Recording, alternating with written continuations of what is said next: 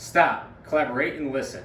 Although Vanilla Ice may not be back with a brand new invention, in 1990 he did say, if there was a problem, yo, I'll solve it. The statement made by Mr. Ice all those years ago is still a reflection of the role of an NCO in today's Army. Before we begin, I would like to let it be known that the information in today's brief is unclassified. I would also like to thank Staff Sergeant Shorfighty and Staff Sergeant Ryder for being here with us today. Conflict management is the foundation of successful leadership through understanding situations, negotiating solutions, and assessing resolutions. Conflict management is a complementary trait to leadership.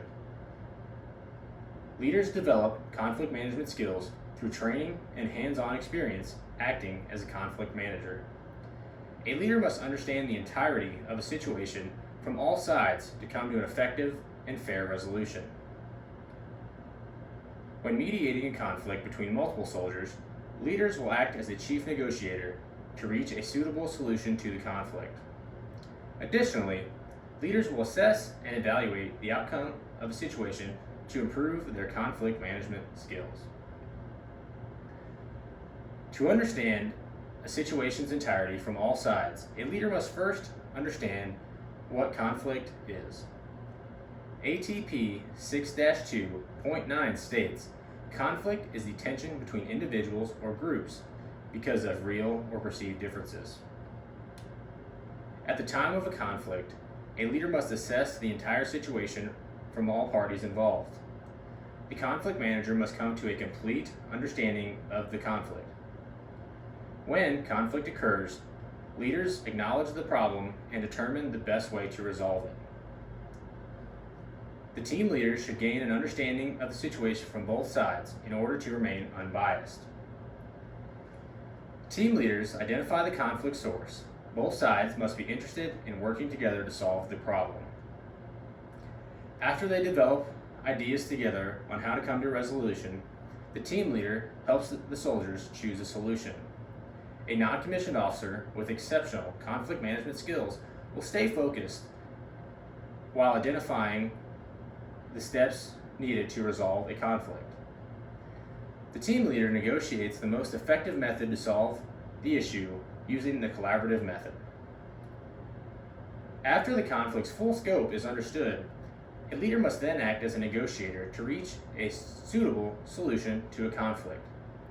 ADP 6-22 states, negotiation is a problem-solving process in which two or more parties discuss and seek to satisfy their interests on various issues through joint decisions. The non-commissioned officer will act as a negotiator of all conflicts within their team. As the lead negotiator, the NCO will ensure that negotiations are realistic and satisfactory to all parties involved. Effective leaders negotiate around interests rather than positions because positions tend to be static and unyielding. The team leader will also ensure that the agreement fulfills each party's interest while also maintaining the team's goals. The desired end state of a negotiation is an effective alternative to conflicts between team members.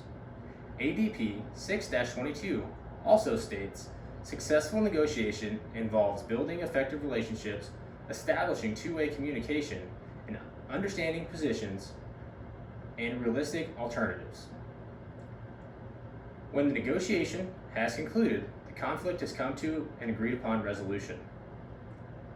The conflict manager will reflect and assess to learn how the interaction has changed their conflict management skills and how they can improve upon it next time. The final stage of conflict management is the assessing stage. During the assessment portion of conflict management, team leaders will evaluate the resolution to a conflict.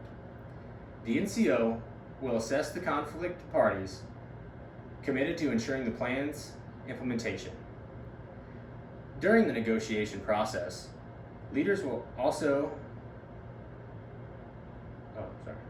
evaluate their commitment to the resolution to ensure they have met the resolution's terms on their end.